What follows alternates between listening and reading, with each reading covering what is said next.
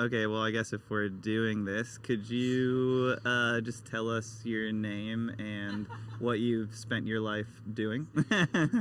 So, am I looking at you too, or I don't know, Kyra. I'd personally, I don't want to look at the camera. Am I looking at your mom? Yeah. Okay. All right. Okay. Cool. Sweet. Okay, cool. Forget about the camera. All right. So my name's Grant Brittain, and I live in Encinitas, California, and I'm a skate photographer. Wow, sick. You're one of the lucky ones that have gotten to make a passion your career. Yeah, I mean, it just started out as a hobby, and I was working at Del Mar Skate Ranch in 1979. I started in 1978, and I worked there till 84, so 6 years. But in 79, I borrowed my roommate's camera, and he loaded the film in his Canon AU1 for me. And I had no idea how to shoot photos. I had looked at skate magazines, Skateboarder magazine mainly, and kind of knew the angles, but didn't. He said, "Yeah, you focus here, and have the sun behind you. You know, this is ancient times." So, and it was film, and so I just would focus. And he said, match the exposure needle to the little circle in the middle, and I got a roll of slide film back, a few days later, and there were maybe 2 photos that looked, halfway decent. One's in my book right there. And the first one is in my book. No way. And your first roll, wow. Yeah, so it was just started as a hobby and working at the skate park and kind of watching other photographers, but too shy to ask questions, Totally. Yeah. I didn't know that feeling all too well. And just went out and bought my own used camera, Minolta, and bought some film, and I figured out that black and white was cheaper than color, so I started shooting black and white. But I didn't know how to work in a dark room or anything. I would just hold the sheets of negatives up against the sun and look at them. I didn't even have a magnifier. Really? Yeah. Wow. Yeah, I was a dumbass. I didn't know anything. How would you? I mean, yeah. Yeah, I didn't have anybody to ask. Right. Was the person, your roommate who you got the camera from, was he like an avid photographer? Did he just like does he still shoot, or? He still shoots, but it's mainly he camps. He's a backpacker. Oh, so sick. He goes up to the Sierras a lot and backpacks for 2 weeks, and he's my age. And sick. And he was the only guy I knew. Well, I knew 2 photographers. And then my other friend who worked with me at the skate park, he was a photographer since he was a kid, and he went with me to buy my first camera. No way. Because I had no idea, like, is this a good one? It looks like a camera, It has a thing on the front, and, Where'd you buy it? Do you remember? It was at California Camera. It was down on Convoy, I think. Sick, like Claremont. Yeah. Claremont. Sick. I think it was a few $100s. And for me at the time, that was a lot of money. Oh, I'm sure. Do you remember how old you were? I was 23 when I shot my first photo. Wow. So, damn, that's crazy. How I got in late, and that was late, Yeah, right. Usually kids will get into it when they're in high school and Totally. And the kids you were like seeing at the skate park and shooting, they were all like 10 years younger than you for the most part, or like were there any skaters that were around your age at the time? Well, the locals that I would call the locals that were pretty good they were all in high school pretty much. Dang. So I was always like anywhere from 6 to 10 years older than anybody. So yeah, it was. But I ended up running the park. I was the manager of the skate shop, and I ran all the contests and did all the, I did every job you could do there. Clean bathrooms, that's what you did back. This is all late 70s, early 80s. Right. So. Yeah, small operation. I think I've heard somewhere maybe that you like slept on the pool table or something, or under the pool table, or. Yeah, I slept on the pool table for 8 months. You know? Were you just like in between places? Yeah, or? I was saving money. I was saving for an apartment in Solana Beach, up on Nardo in Solana Beach. Uh-huh. And I moved in. I ended up moving in with Brian Ridgway, who worked at Tracker. Oh, no way. He was from West Virginia, so we got an apartment together. But while I was staying at the park, I would use the public restroom there, which was out, it was in the arcade. Okay. We had all these pinball machines.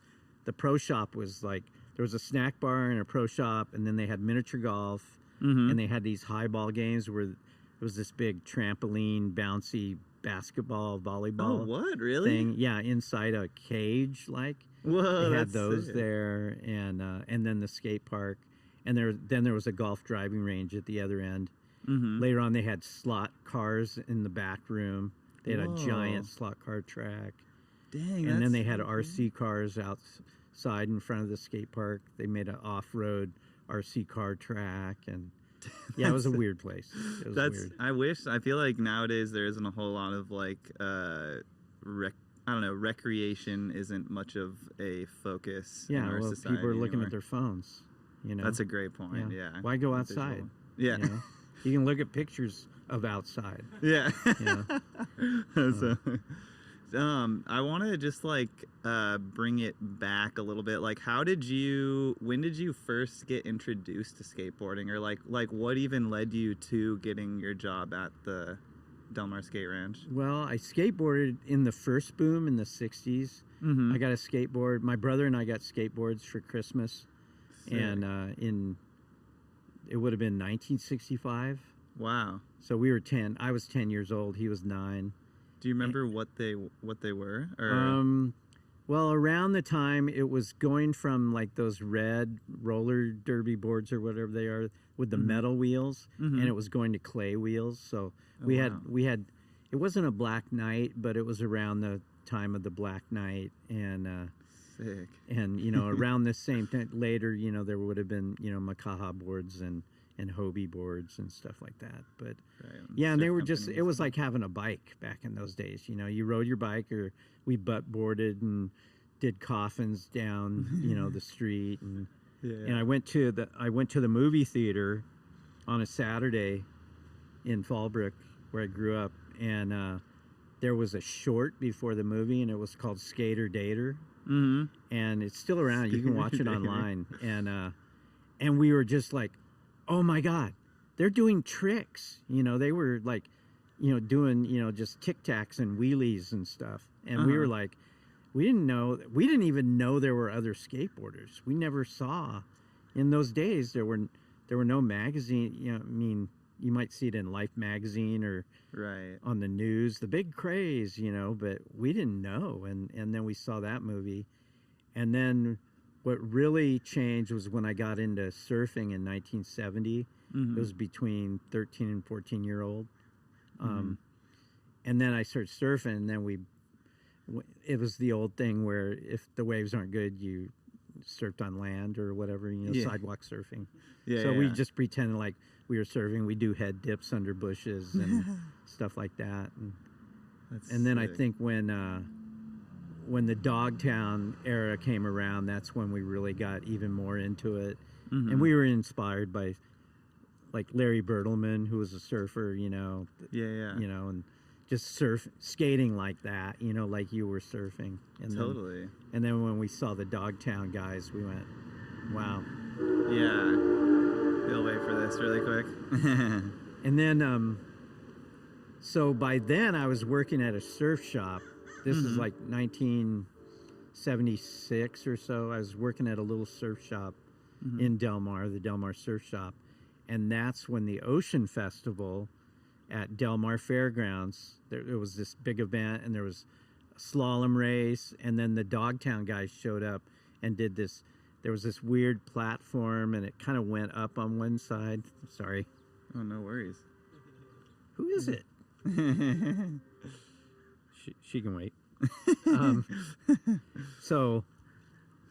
Yeah, the Ocean Festival was there, and I sold tickets for the Ocean Festival at the shop. Okay. So I had to go.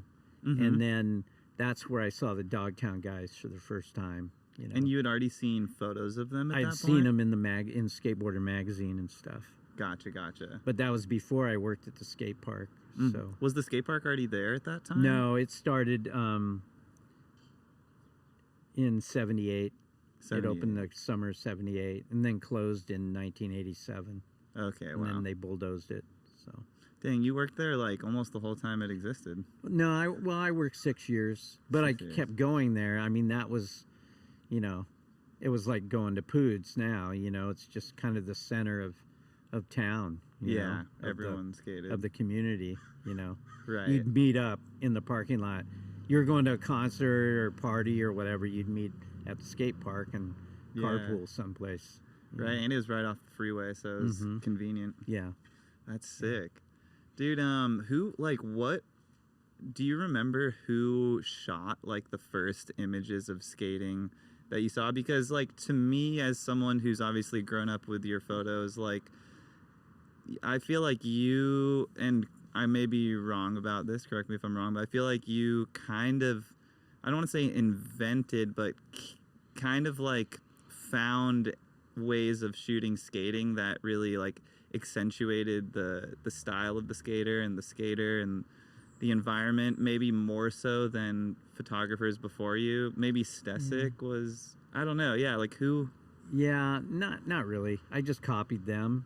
Okay, And, sick. No, they were. How I learned was to look at those guys, and it would have been Warren Bolster, James Cadmus, Jim Goodrich, Ted Terrebonne, Glenn Friedman, Stesic, William Sharp. Those were the main, the guys that I would see come to the skate park, and that they were all shooting for, you know, either Skateboarder magazine. There was another one, Wide World of Skateboarding or something like that. Oh, whoa. Okay. And there were a couple of different magazines, and yeah, those were the guys. I would just study their photos and figure out. I could figure out the angles, and I think just being a skater helped with the angles, you know. Yeah, understand. And then all the technical stuff came later. You know, the first couple of years I shot, I had no idea what I was doing, you know. Yeah. If I got one that was in focus and proper exposure, I was lucky. You know? And like I said before, I was kind of shy. I didn't want to, like, I was Grant, the worker bee at the skate park, you know. Whereas, oh, that's Grant, he works the snack bar. Yeah. Yeah, he's cool. He let me in free, you know. So yeah. Yes. Did you feel starting out like, I mean, obviously you didn't start shooting photos to make it a career, I'm sure, but like, did you see that as like a possibility, or like, I don't know, I know in my journey, I guess, I never felt like cool enough in like kind of a similar regard, I guess, of like, I was just like a kid that would like tag along, and I don't know, never really thought it would like become anything, like, I don't know. Yeah, but when you were a kid, it had already been established as a profession. Right, whereas you know, when you were a kid, it was... I looked at it as, I'm going to do this for a couple of years, and then I'll probably go to university somewhere, or I thought I would be in fine art photography, you know, because that's kind of what I had learned at college, you know, when I switched my major from art. So let me go back. Yeah. When in '78 I started, and I shot for a couple of years and never went in a darkroom. You know, I was just sitting on negatives. And then finally, do you know who Sonny Miller was? Yeah.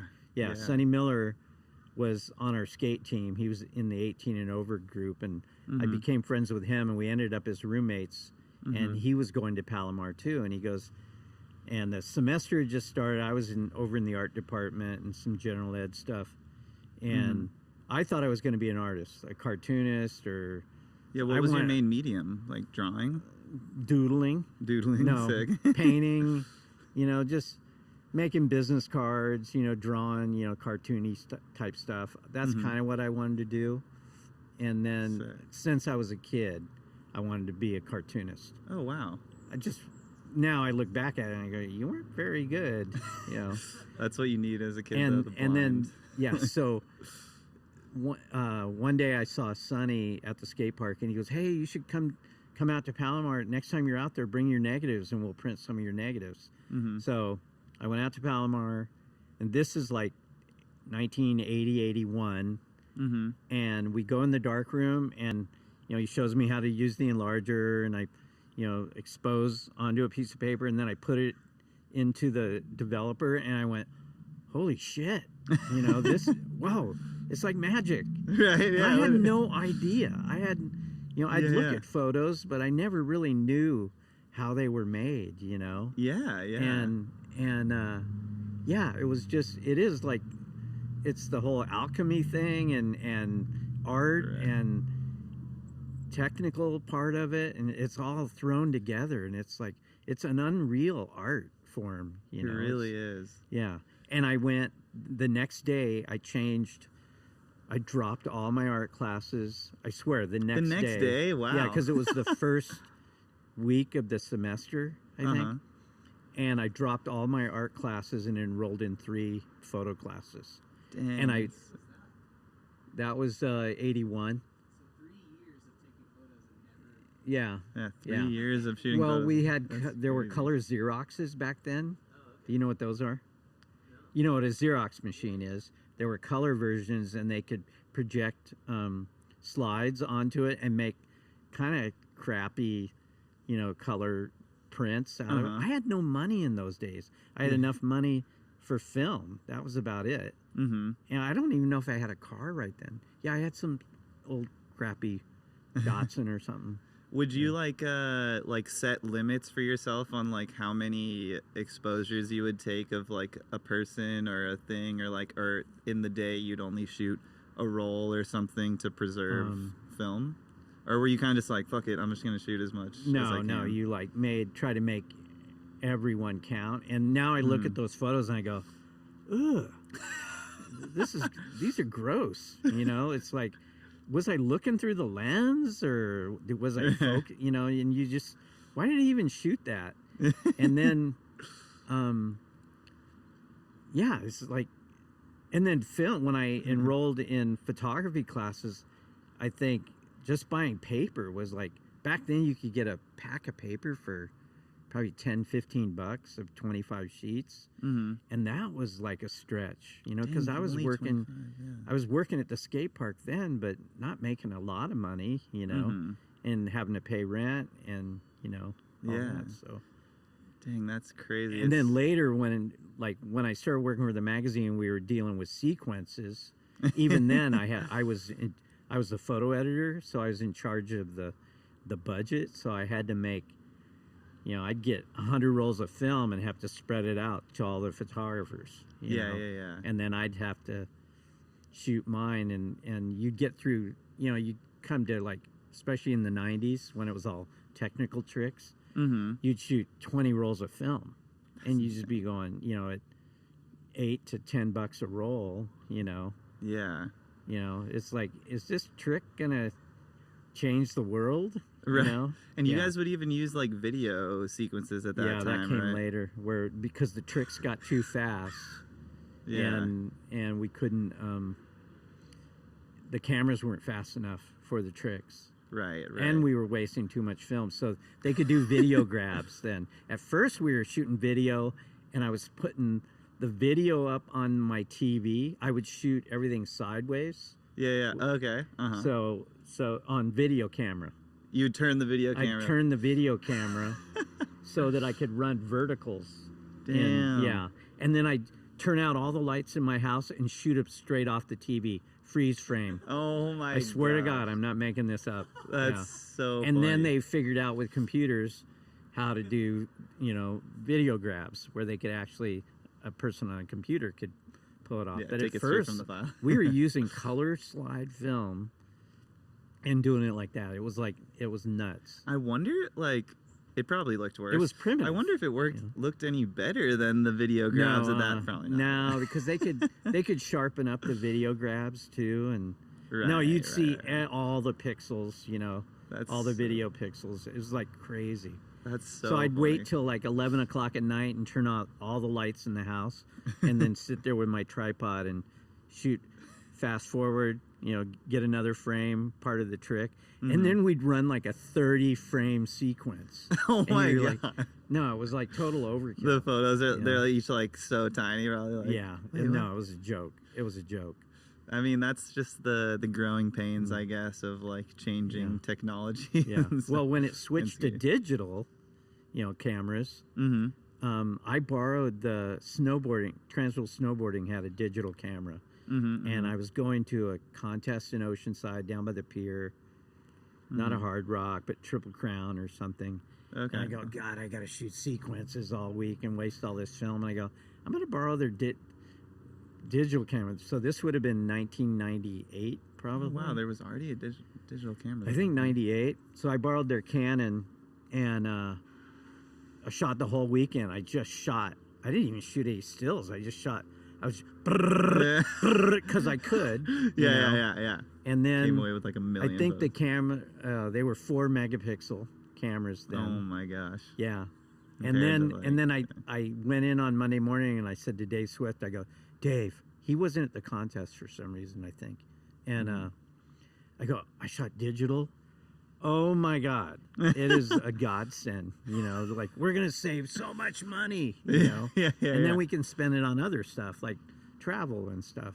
Totally. I mean, especially at that point, if you're like already shooting stills off the TV with the video grab, like because I don't know, now I'm sure at that time were you concerned about how the digital image looked versus the 35 millimeters? Yeah, but it was just for sequences, so they're run small. So, at first there was resistance by a lot of photographers, and the quality's not there, and and I go, yeah, but it's this big, the photo's this big.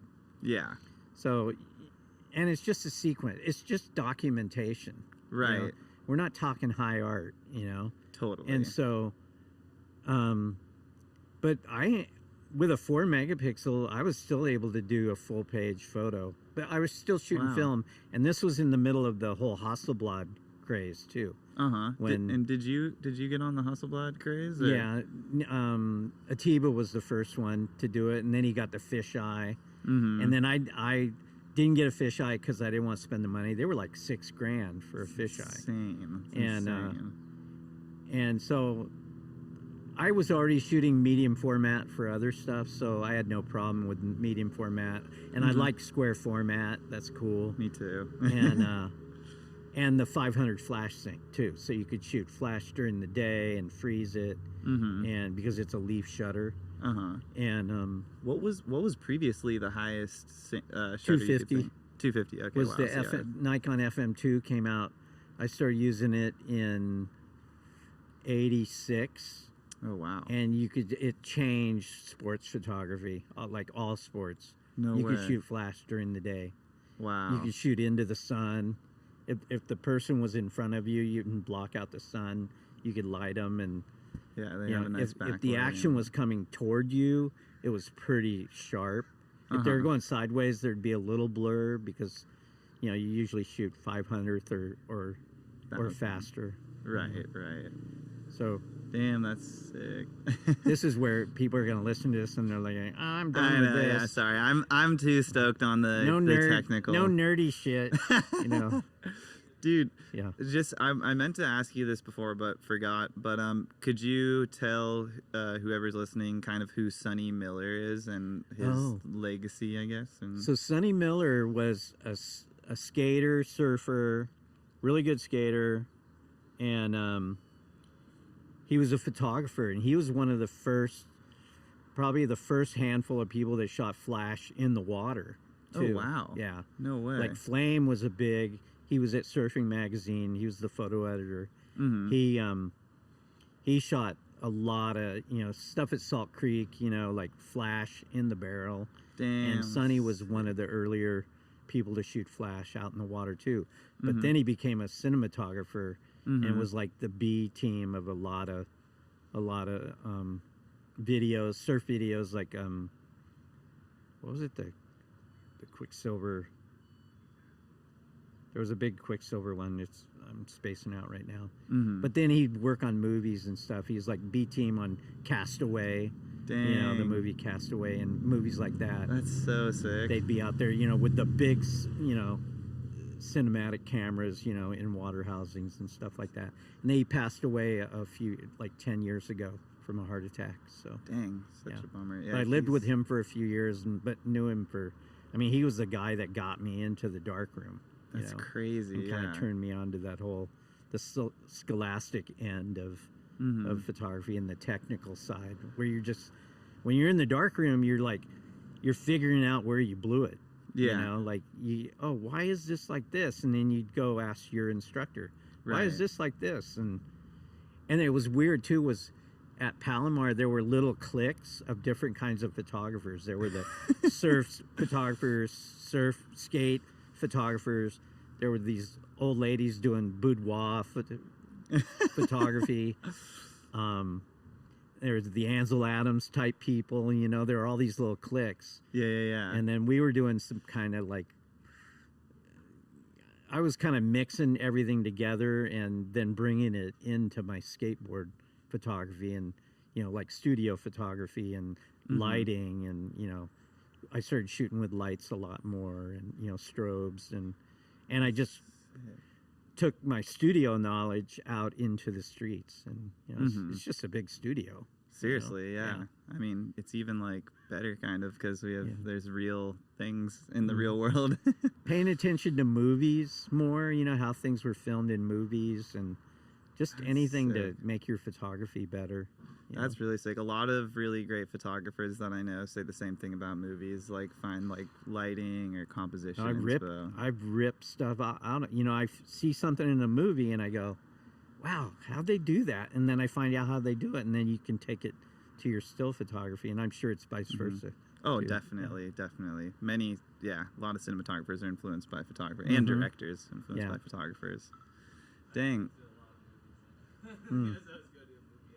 That is true. That is true. Yeah, I was a movie fiend. I'd go by myself. Well, I'd put the kids to sleep, and then I'd go when La Costa. Well, I'd go to Wiegand Plaza by myself, like the last showing, you know. Yeah. And then I'd go to La Costa, like, the last showing's at 10 o'clock, so I just like, hey, I'm going to the movies, and I just go by myself. That's so sick. And I could make it to La Costa from my house in like 12 minutes or something, and, and time to get a soda and popcorn. Dang, that's good. Are you still a big movie buff kind of? Like... I don't go to the movies as much. You know, now and then I'll go, but no, I watch movies. Like, we binge watch shows and movies, and that's sick. That's what we do for entertainment, you know, late at night. Totally. Yeah. No, so I know, like, in skating, like, there's a lot of photographers and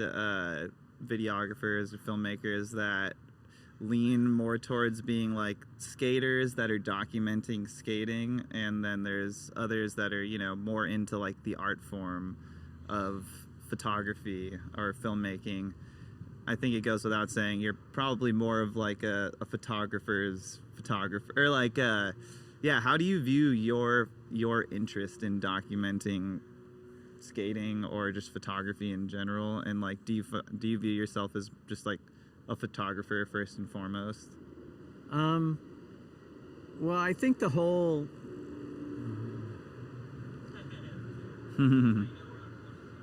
that's true. when I started going to school, I knew no photographers before I started going to school. I had heard of Ansel Adams. Right, you know? right. And the first day I had to fill out a questionnaire.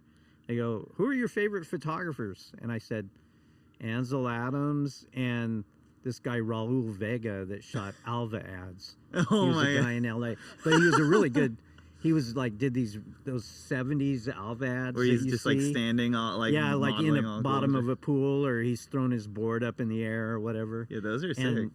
And those are the only people I knew that were photographers, you know? Yeah. So then, but my first semester, I took a contemporary history of photography class, and that turned me on to all these 20th century photographers Mm-hmm. You know, Like William you know, Mapleson. Walker Evans and Ralph Gibson and just all these just really like art photographers, fine art photographers and documentarians and stuff. Mm-hmm. And then I took the next semester, I took the history of photography. I Okay. wanted to know, I wanted to learn everything I could about photography Mm-hmm. because I thought I was going to go on and make a living somehow in photography. It wasn't, you know, I started with skate, but Right, there right. was no living, you know, there was no, I'm going to be a skate photographer. You know, there's like, Yeah, no, I worked at the skate park and that's why I shot photos, you know. Right, right, right. You I just thought I had would, good subject well, I could matter. always teach in the end, Yeah. or I yeah. could be you know, there's always wedding photography or something, you know, and Mm-hmm. but I wanted to be an art photographer, so I Mhm. studied all those people and I then see. still stayed up, you know. I mean, I go to art museums when I go on trips, and Yeah, you know. you're still just into the. and my wife's an artist, so that helps. And That is the Yeah. best, honestly, having a friend. Do you but what was the question? Oh, just like, do you Oh. view yourself as kind of like? Yeah, I mean, I think. I'm just a photographer. Yeah, right. People ask, oh, so what do you do? And I go, I'm a photographer. And they're like, yeah, what do you shoot? I'm really vague because I don't like to I do the explain same it, thing. you Yeah. know? And I go, I'm a sports photographer. And they go, oh, what sports do you shoot? Yeah. And I go, well, I shoot skateboarding. And they give you this look, you know, like, yeah, yeah. what? Yeah. You know, You they can don't, make they don't money? know. Yeah. You know, they don't know you from Moses. So, yeah, it's just weird. So I'm always super vague with it, and I hate to explain anything because then right then you just get all these questions, you know, like, Right. so who do you shoot? And Yeah. Oh, you. okay, yes, I shoot Tony Hawk. So yeah. yeah. Do you? I know. I get honestly, whenever I tell anyone that I shoot skateboarding, like, do you know Tony Hawk? Do you shoot Tony Hawk? That's like the first question after. I'm like, Yeah. uh. Yeah, no, I get tired of it. I go, like, I like going places where nobody knows me. So, I mean, it can come Totally. in handy sometimes being a skate photographer. Like, right away, you're kind of a freak, you know? yeah. So, For sure. it's not like, you know, I meet people my own age and they're retired. And, but they're lawyers and doctors and real estate and, you know, or teachers or whatever. And Right. I like having a weird job. It's pretty cool. Oh, you know? for sure. And it's so kept cool. me young, I think. And I hang out with young people and No, skateboarding's like the fountain of I youth. get to dress honestly. like this Yeah, right. all the time. Yeah. You know? You're so lucky. I can get away with wearing hats places and That's so funny. not a dad hat or a Patagonia hat or something. Oh my gosh, right? Yeah. Dude, I seriously. love Patagonia. I love you. Yeah. Give us free jacket. No, I'm just kidding. Maybe not hats though. Or what Dang, are I they? don't The know. 5-panel hats? 5 panels. Oh yeah, Are those dad hats? I don't even Yeah. feel like those were like cool, like floppy kind of. I feel like. Oh yeah. Yeah. Can't be bothered to keep up with trends. Know what's going on. Or they're in this wearing world. like an Indiana Jones hat or something. Or the hat with flaps. Oh, that's sick. You do not. You have hair. You can just put your hair All over. right, sure. Oh, really? Oh yeah, Kyrie cleans. Yeah, pools. well, years later, like now I'm getting stuff removed and frozen off my skin because I didn't wear sunscreen back in the day and stuff. So. Sunscreen wasn't as much of a thing back in the day. We didn't though, have really. it. We didn't have. Yeah, you had zinc oxide, the white stuff, and you know there wasn't much. You know, Yeah. copper tone nose coat. I remember that. Copper tone nose coat. Yeah, but I don't even know if it worked. You know? That's so funny. Just on Yeah, no, everything was bad. that. I never wore it, and then I started to get stuff, so I started wearing. Kelly Slater has a really good stuff. Is it the tannish stuff or? Oh, really? I like the Trader Joe's. The mineral oil stuff is really good, but Is it like a gel kind of? Or? well, I just got the gel, and I like Yeah, that too. stuff's so nice. We're talking about sunscreen. I know. What are we talking about? What are we talking about? I know. I'm cute. Okay. I'm bad at this. I don't know what else to really talk about other than I guess like. Oh yeah, your book featuring many of your iconic photographs that are shot a lot around here, I would think. Yeah, right? I started. This came out in 2020, I think, Mm-hmm. right at the beginning of COVID. So I couldn't do a book tour or anything. Mm-hmm. But mm-hmm. I was originally going to do a book of 40 years of photography, Mm-hmm. and then we got so far there was just too much. So we go, you know what, we got to narrow it down. Oh. The person who was publishing it at the time, we knocked it down to the 80s because there was just so much good 80s stuff. Oh, for sure. And yeah, so a lot of it was, some of it was before the magazine. The Transworld started in 1983. And were you there from the beginning, or? Yeah. I worked at the skate park, and Larry Balma, that owned Tracker, and Peggy Cousins, she was his, like, the business side or whatever, you know, doing all the work. And, well, no, she did all the, you know, accounting and all that stuff. Right. And he came in and he goes, "Hey, I'm starting up a newsletter, like a Tracker newsletter. And can you give us some photos?" I'd had a couple of things in Thrasher, like early on. Thrasher started in 81, and this was in 83. And he asked if I'd give him some photos. So I gave him some photos of, you know, mainly local guys, you know, Billy Ruff, Tony, you know, Gator, some other people. And and then a few weeks later, he calls me. He goes, "Hey, come up to Oceanside and check out this thing we're working on." I go, "Okay." So I go up there and I walk in his office, and there's all these layouts on the wall, pinned to the wall. And I'm going, "Wait, this isn't," and it says Transworld Skateboarding. Like, this isn't a newsletter? And I'm just like, this isn't really a newsletter. It's a magazine. It was like 40-something pages, black and white. Oh, wow. Tiny bit of color. And so I was like, wow, cool. And then, you know, I had a few photos in it. And then a couple of months later, he brought in the magazine printed into the skate park. And we pulled it out and we're like, this is goofy, you know, because it was like, be good, and skate and create instead of skate and destroy. And it was like mom and dad made this magazine, you know. Right. You know, but it was really, besides those couple of issues of Thrasher, it was the first time I saw my name, you know, in the byline, you know, the photo credit. Oh, cool. Yeah, of course. Because there was nothing else back in those days. Skateboarder magazine had gone out of business.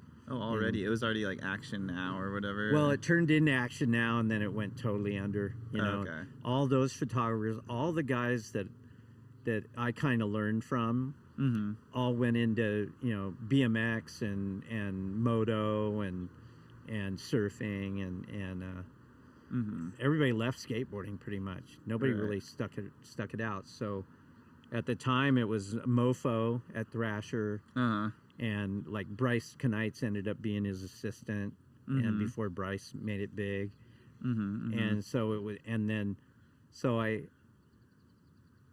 think our magazine, well, Transworld, the second issue came out, and it was a little better. I gave him more photos. Did you guide them on like what was kooky, or? No, we were just like, because we weren't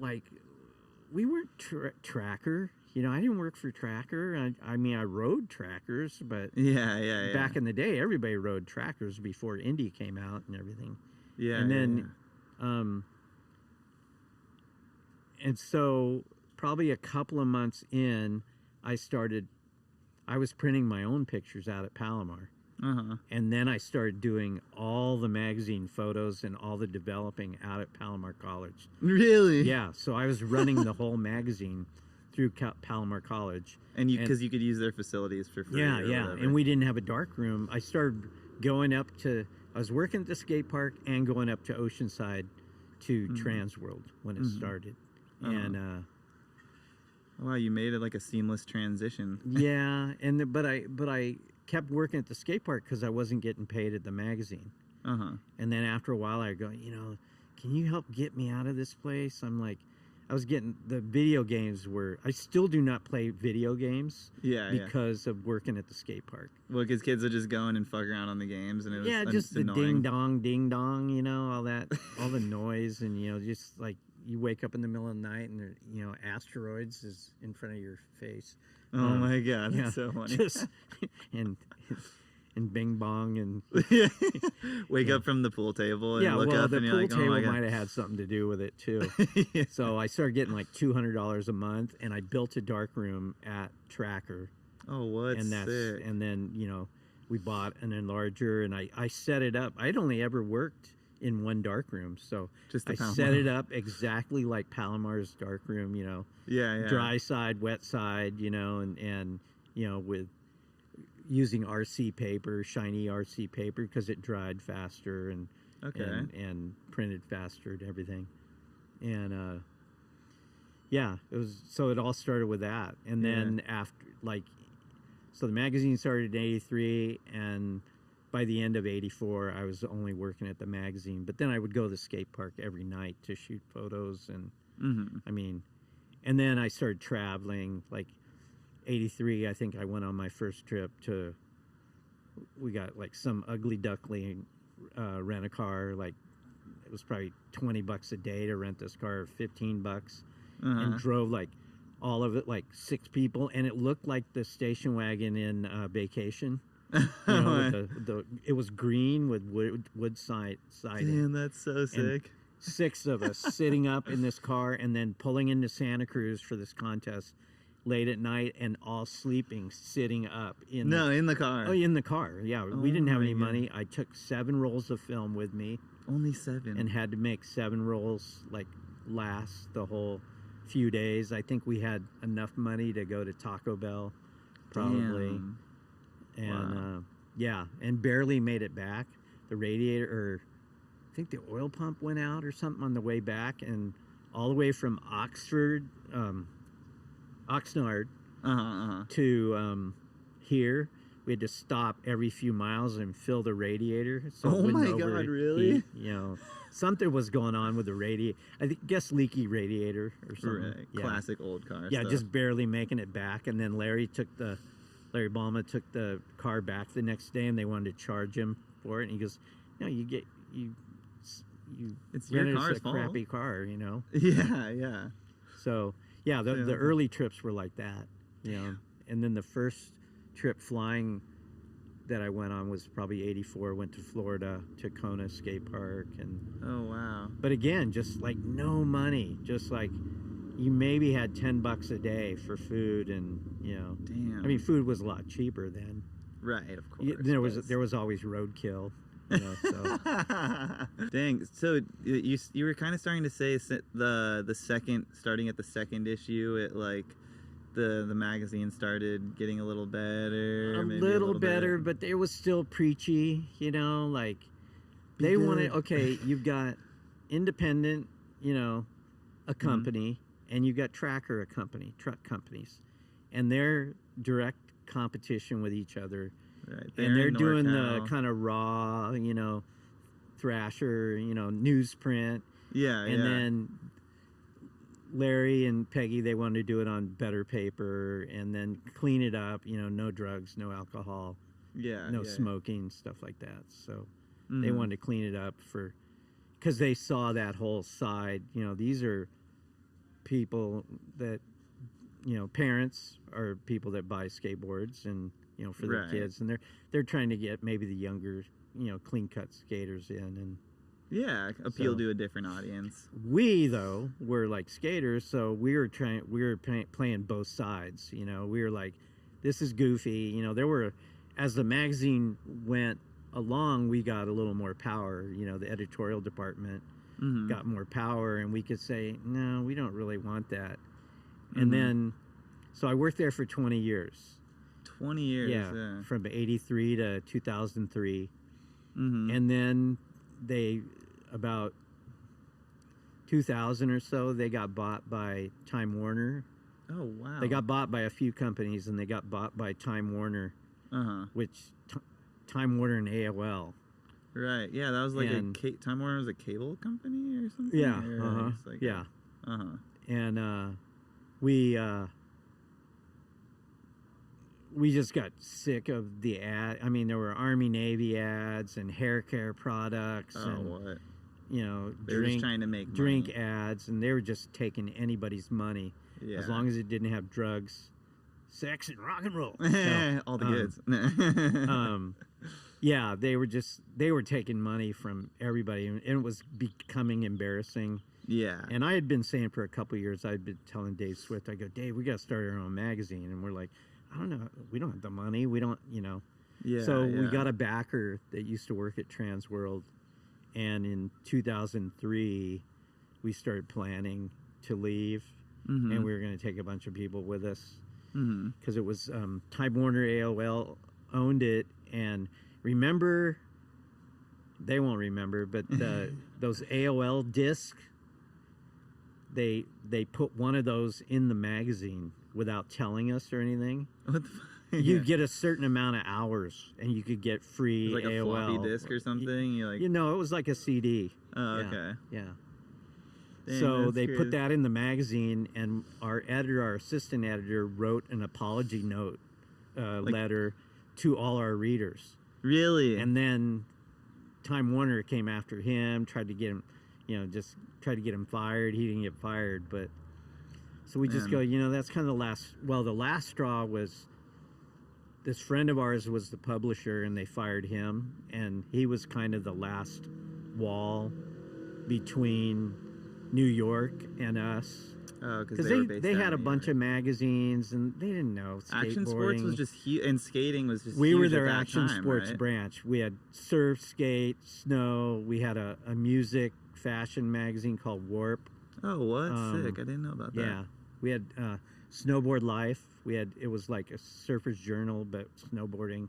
Whoa, sick. So we were their leg of that, and right, we just they were trying to we latch went on. out of here. And then when we quit, they didn't even know we quit, and 6 of us left in one day. 6. Oh my Yeah. God! Out of how many total do you think? Employees of just the skate editorial, Probably not that I many, don't know, right? 12. Yeah. Maybe. Damn, so like half Skin, the we staff. left Skin there because he was. We left. Well, Skin he was there. foreign. He was from Wales, and he Yeah, didn't yeah. have a green. I don't think he had a green card. Yeah, so he And just we needed- ran out of money too. We didn't have any more money, so like I Yeah. was taking on. I was the photo editor and production manager. I had never done production management before because they had somebody doing that before. Yeah, yeah. So I took that on, and then Dave was the editor, and then we got a Tiba, and then Akko wasn't working for us at the time, but we got him to be the art director, Akko Jefferson. Sick. Yeah, Tipa's brother. And then Kevin Wilkins. mm-hmm. So, and Mike Mahaley was the marketing guy.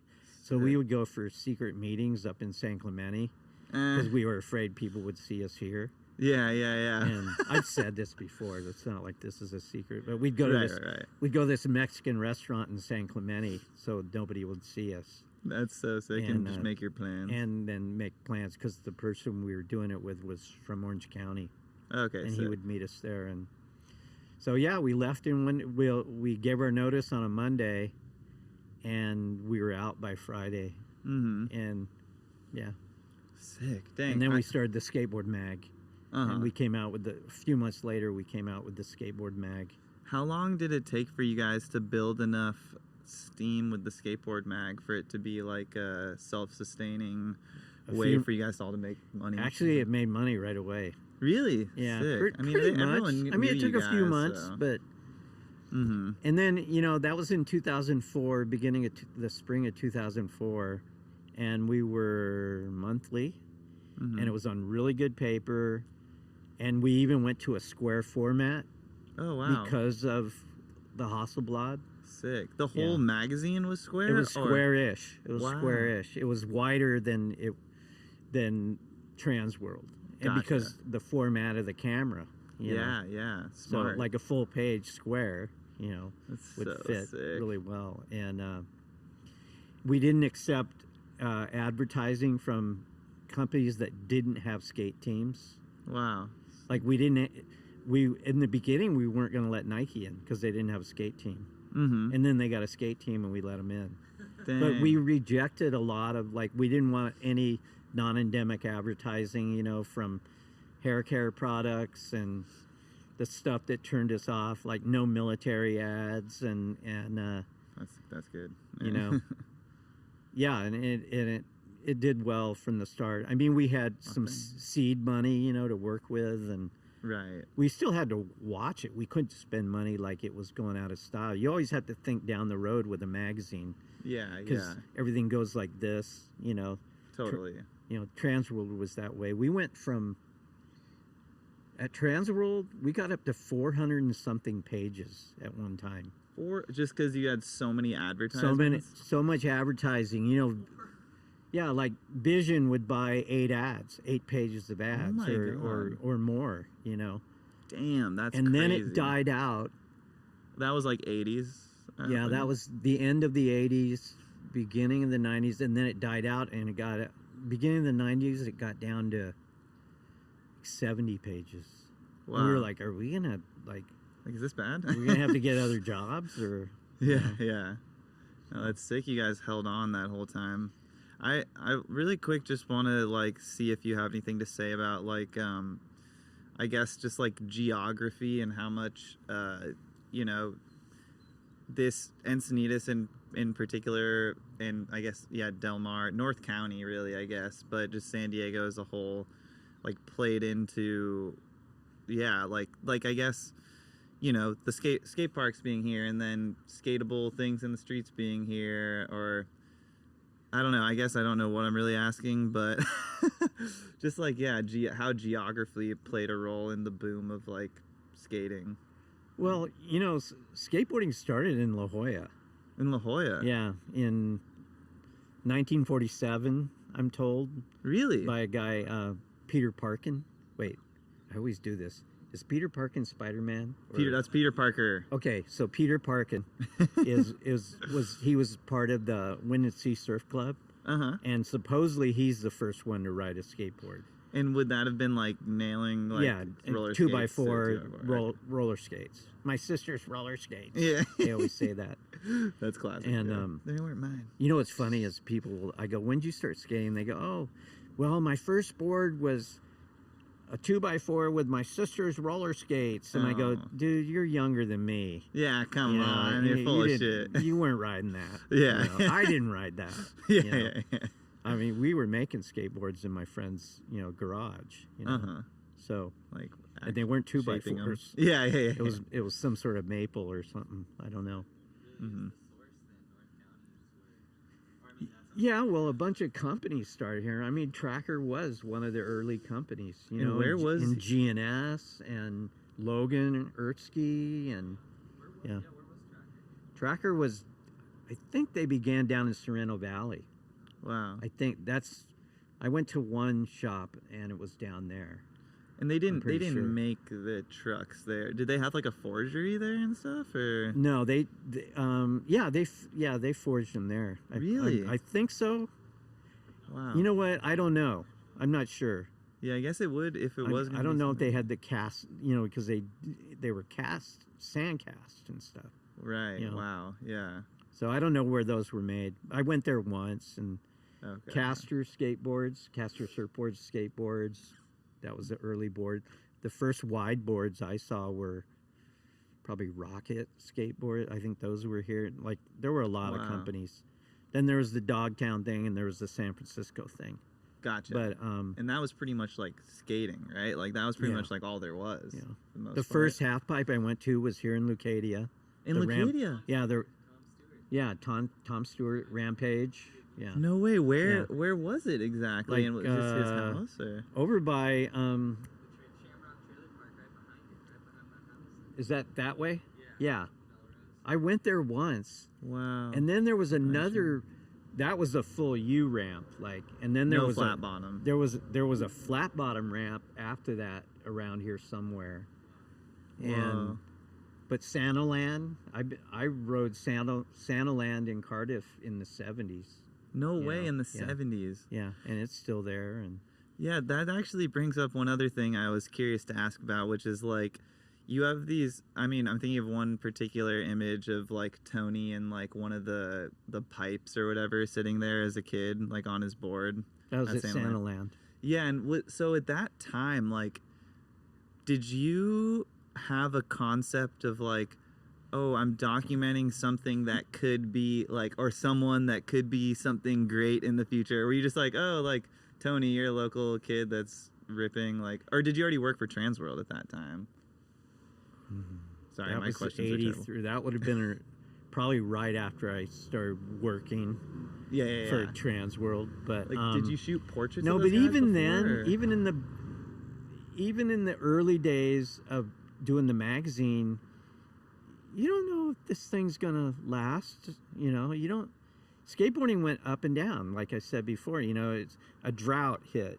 Yeah. You know, what made it big in the 70s, there was a massive drought, and they Like a emptied all the literal swimming drought. pools. yeah. They I thought emptied you all the meant swimming like. pools. you know? Yeah. And then why, you know, it's the cost of real estate. It can go up and down. You know, there's a war. You know, you don't know it. It followed the economy. You know, Yes. there's always a core group that stay with it. You know, but in the beginning when I was shooting, it was like, okay, like I said before, I'm gonna do this for a couple of years, and then I gotta go back to school, or you know, Figure something. I was gonna, like I said, I was gonna move to San Francisco and go to art school and take photography, or I was even thinking of moving to Albuquerque to go to the University of New Mexico because they have a really good landscape.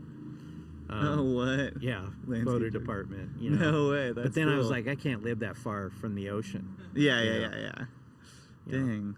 I can visit out there, but I'm not going to live there. Yeah. No. But yeah, you didn't think of. You're not really documenting anything. When you see, it's like going out to wash your car. You know, you're just. I'm gonna wash my car, and then I'm not gonna wash it tomorrow. You know? It's like you don't know. You know. Like, what made you even want to shoot that? Like, say, like that photo in particular. Like, what made you be like, hey, Tony?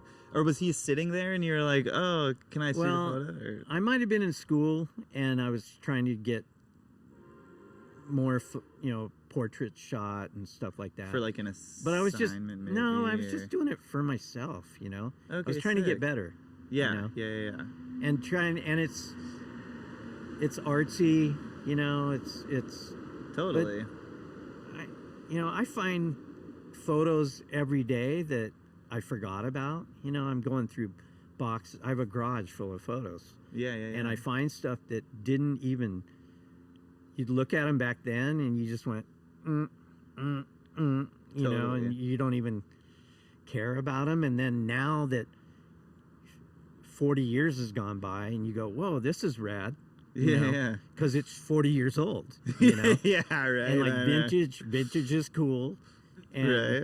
it puts it in another.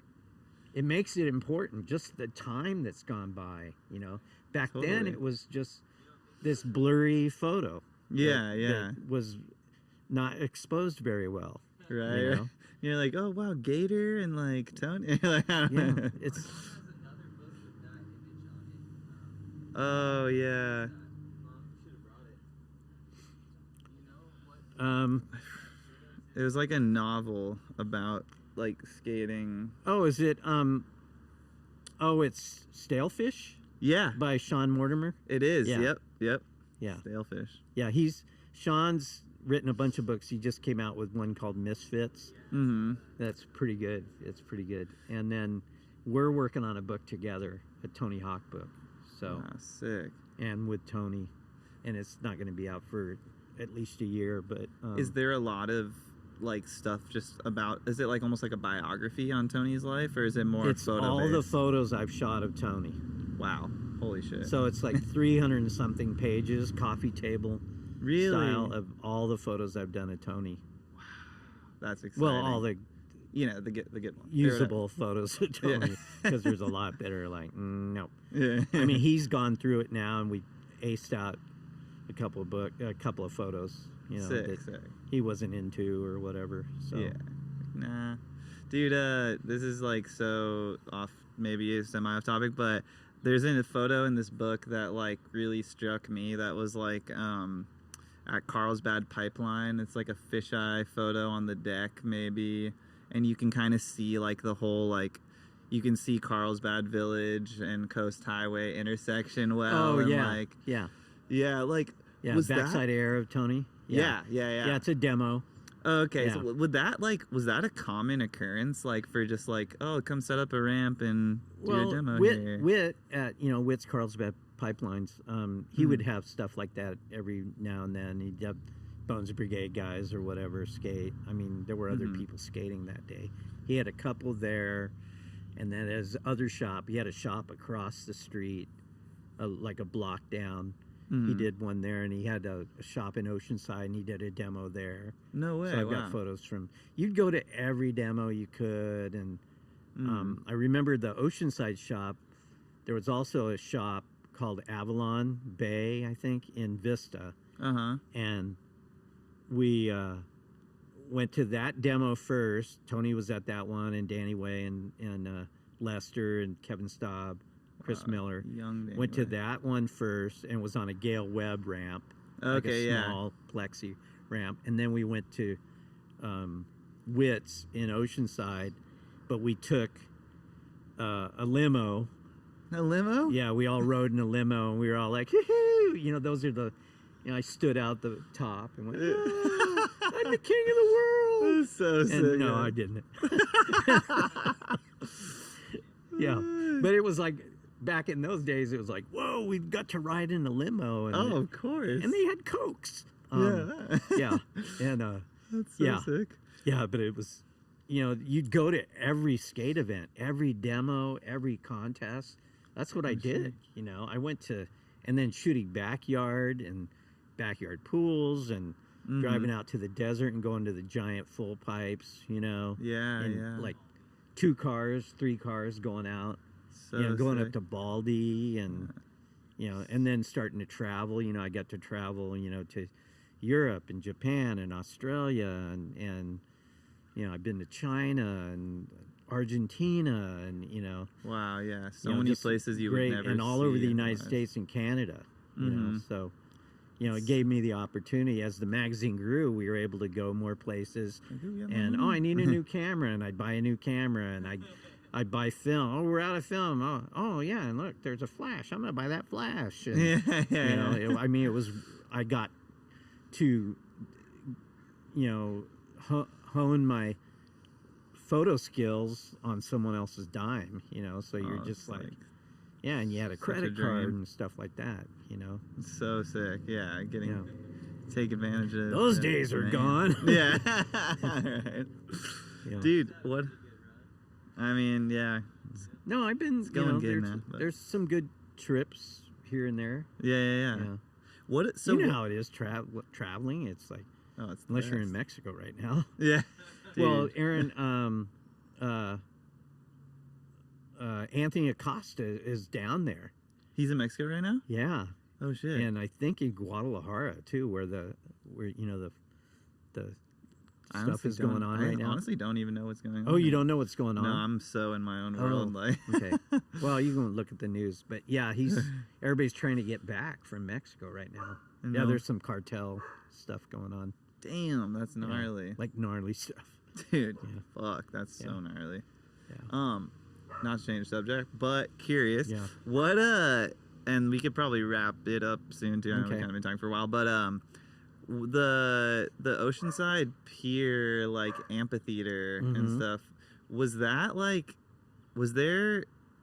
I don't know, like I guess like I go there now and it's like so nothing ever happens there and whatever. Like, at that time was a lot of shit happening there, or was it just the random one-off contests that would happen? Well, they were NSA contests, National Skate every year Association. for a few years. Okay, gotcha. So. Were there other events that would and then happen there'd be there, some or? demos now and then too. They would set up those, like bands had those plexiglass half pipes. Oh, really? And sick. Everett Rosecrans, I remember he was the team manager or whatever, but he would do the demos and and they would. I think Vista High School had that demo ramp there once and had a big No way. an assembly out on the football field that I went. So I'd go to all those. Yeah. Or if they were filming a commercial, there was a Mountain Dew commercial in Presidio Park in San Diego, set up, and they were doing a Mountain Dew commercial, and I went to shoot that. And you're just anything with skateboarding, you would try to be there. Was it because you worked for Transworld, or was it just because you were like the guy that the skaters wanted to be around and stuff? No, it was. Well, they wanted to be around me because I worked at the magazine. Yeah, of course. Okay. Yeah. No, it helped working. That's when I started shooting photos with like the special people. Like, because I would, you shoot with Grant, you're going to get in Transworld. Right. And I was the photo editor. I was picking the photos too. Oh yeah, even more incentive. So you work. It's a team effort. You work with the art director and the editor and the assistant editor and the writer, and you're always working on stuff, and you're working months in advance too. Right. Like you'd be like 3 months in advance. Or you're in January and you're planning for summer trips. Okay, we're going to Münster, Germany, and then I'm going to the French summer camp. I'm going to the Swedish summer camp. Stuff like that. Right. Anything and plan. Skating. For like you guys being like in film and video for skating, you get to go be in the action everywhere. Like when Tylre was working for Independent, so many people riding for them, he got to go and really. Yeah. Like, and it sounds like you both have got to live similar paths. It's lucky when you work for someone that people want to and you do get stuff good with. enough where people know they aren't wasting their time. That's true. Yeah. Eventually, people know they'll get a good result. Yeah. It's a quiche, small, not like they're not gonna do that trick again. Yeah. You get the shot again. That's true. They need to trust you. Yeah. Like I've blown shots. Right. I've run out of film halfway through a sequence. Really? And the guy made it. And I'm like, dude, sorry, I ran out of film. And after they did it like 30 times, and their white T-shirt is the back of it's all black by then, And Dude, it's the worst feeling. You feel like shit, Oh yeah, it's literally. Yeah. Dude, I've had like also like friends like, oh, I like do something gnarly, like, oh, I think I could film it a little better, and it didn't take them that long. They're like, okay, like, yeah, I'll do it again, and then they eat shit, and then you're like, oh my god, no, it's all my fault. Yeah. I'm so sorry. No, you feel guilty, right? Because you're still walking. Yeah, exactly. Yeah, you're fine, honestly. Yeah. They're limping, and I'm sorry, dude. Right. Yeah, once you get to a certain point, and then people want to go on trips with you, and because they know you're going to get the goods. Totally. And like, I mean, do you feel like you're an awesome dude to talk to and hang out with? Do you feel like your personality? I think you are. Do you feel like your personality helped you at all in that, or like were there other photographers that were kind of whack? But Well, I've always said that being a skate photographer is like being a psychologist and literally a babysitter and a travel agent, and because you're like, so true. lots of times it's the skaters taking care of all the the photographers and video guys dealing with all the logistics of a shoot or a trip.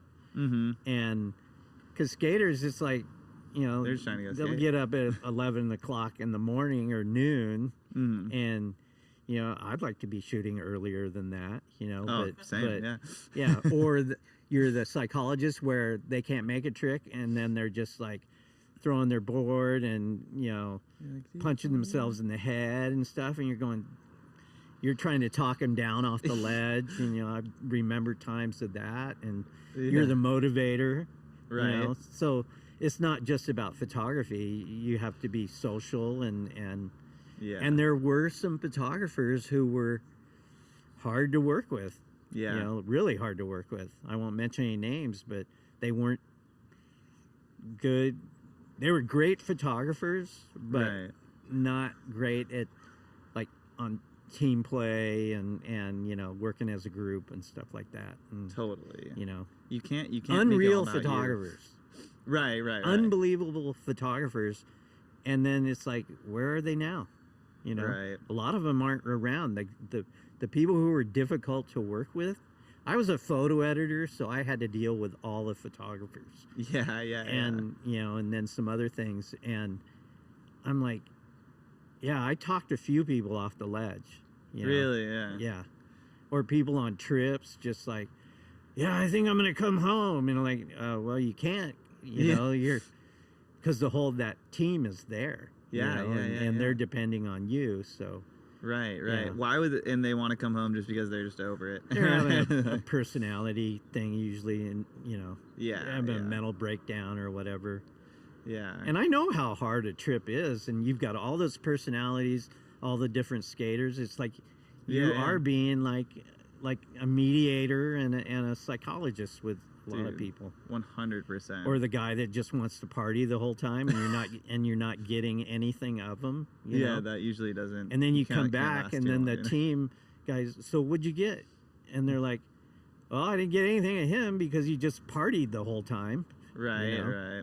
But it's not on you. I know. That is such a shitty feeling always. But it's like you can only do as much as you can do.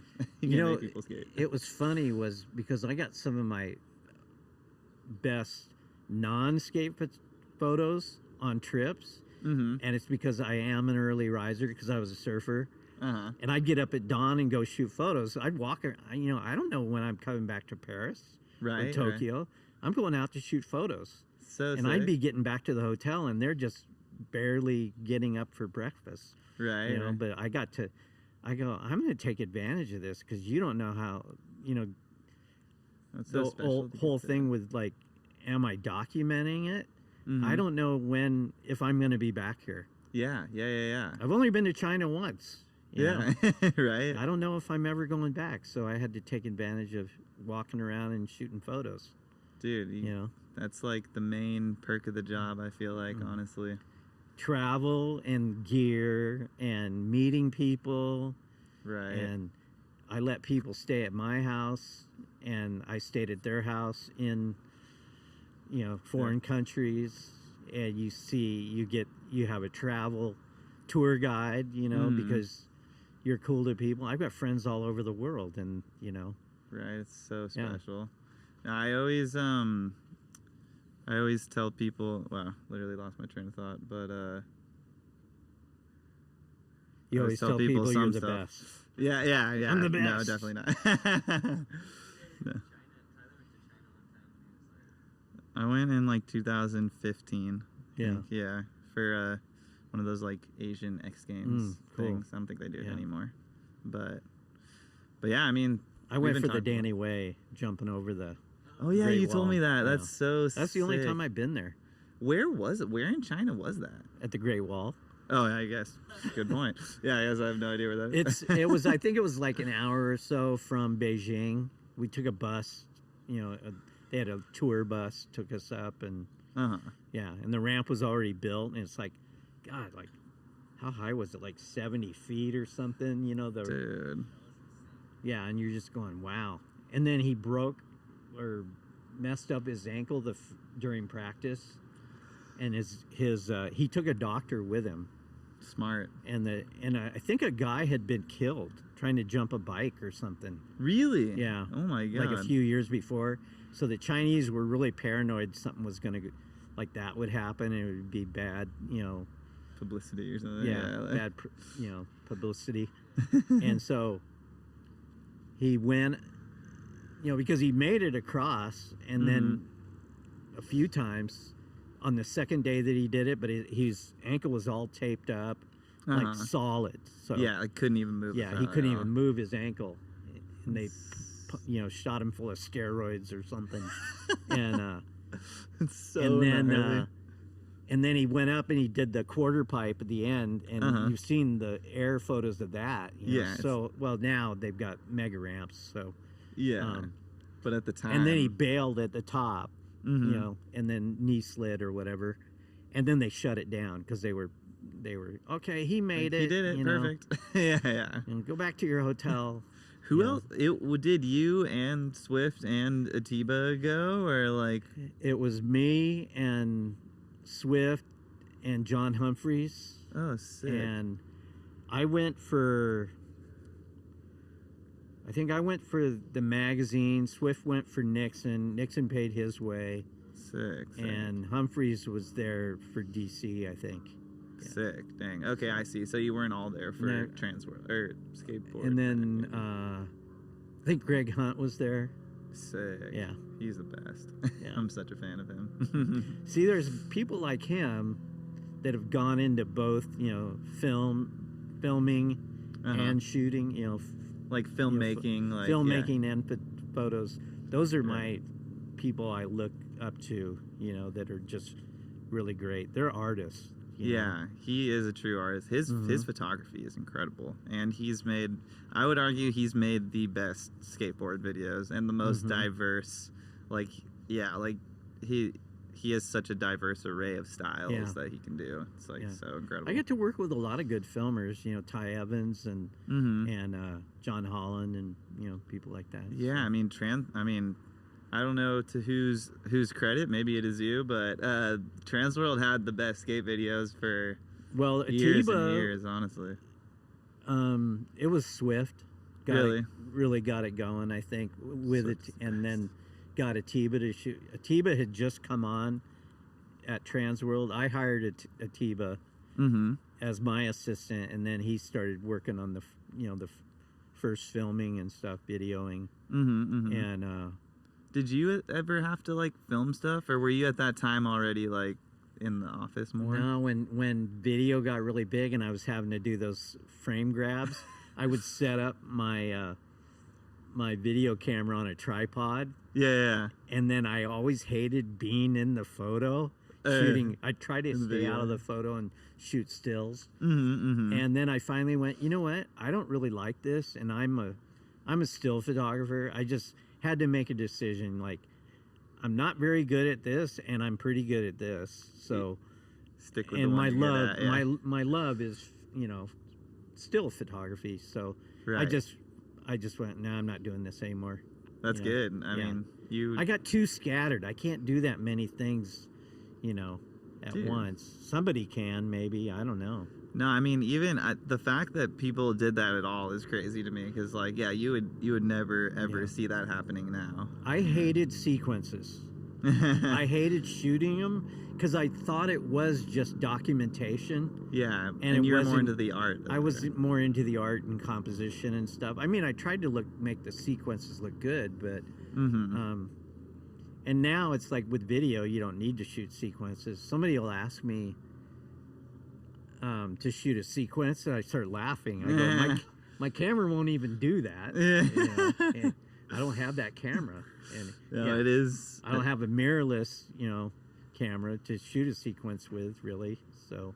Yeah, I mean, I think they're pretty much obsolete now. Even like looking at them, like as a kid, I would always just get kind of confused. I'd be like, I mean, it was cool because obviously videos didn't come out all the time and it wasn't as accessible. But I'd be like, wait, does it start there? Like there was never like a way sequences always went. Like, okay, top left, or like, does it go down? I don't know. No, it was. And then what if the trick's going right to left? Yeah, you have to start it backwards and go up. Right. You have to go the direction the trick is going. Right. You can't do it the other way because then it's backwards. Yeah. You know what I mean, though? Totally, yeah. If you can't be looking at left to right if the guy's going right to left, because it'd be like, wait, I did that with this book thing in England.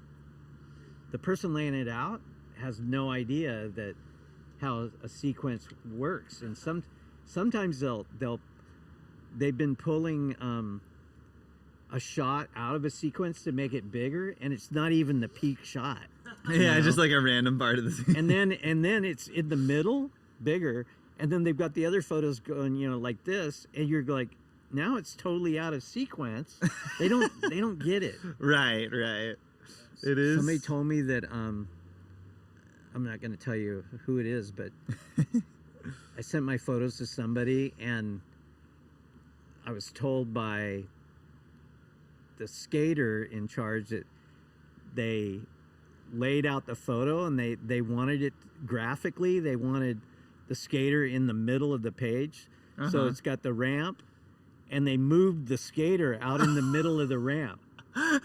So he's like He's floating over the flat he's bottom. floating over it, and he's gonna land in the flat bottom. That's, I go, people are dumb, man. I know how Yeah. it's funny because like I get it, you don't know the thing, Yeah. but like it just your common sense does not lead you to that making sense. Well, some people don't have common sense, so That is true. Yeah. That is true. Shoot, well, I mean, I could not honestly sit here and talk all I day hate to and edit ask this you a bunch of thing. questions. I know. But I think this is good. Maybe Okay. we could talk again another time. But hey, I don't even know what else to ask you. you're a glutton for punishment. I Oh think. my god, I know. A masochist. Yeah. Maybe tortured. No, I'm just kidding. But sick. Yeah, thank you so much. For I coming will here. remember things I wanted to say, but you're We can. no, We can do this again. I'm kidding. If you're down. no, it's too much. Okay. Perfect. I wouldn't want people to have to sit through anymore. Oh my gosh. Well, it's nah, like when people wanna hear it. like when photographers want to shoot a portrait of me, and I go, okay, and they go, do you want to see it? And I go, no, I'm sure you're a really great photographer, but I don't like looking at pictures of myself Yeah. unless there's a camera maybe in front of my face or something. Yeah, something blocking your So- face.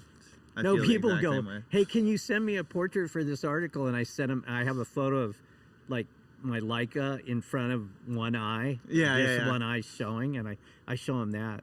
And they're like, And okay. Damon Way shot that one like years ago. That's sick. So, Damon Way, another legend.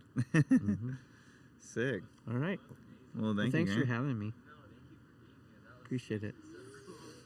So Cool. what are you going to use this for again? This is it's Kyre's thing, really. Yeah, you could tell him about it. Basically, we're trying to preserve this sort of oral. Yeah, I read online what it is, and no, I was totally into that. You know, this area has so much history, and when I saw the photos of the signs, I went, "Oh my God, these still exist." I'm obsessed. Best of one.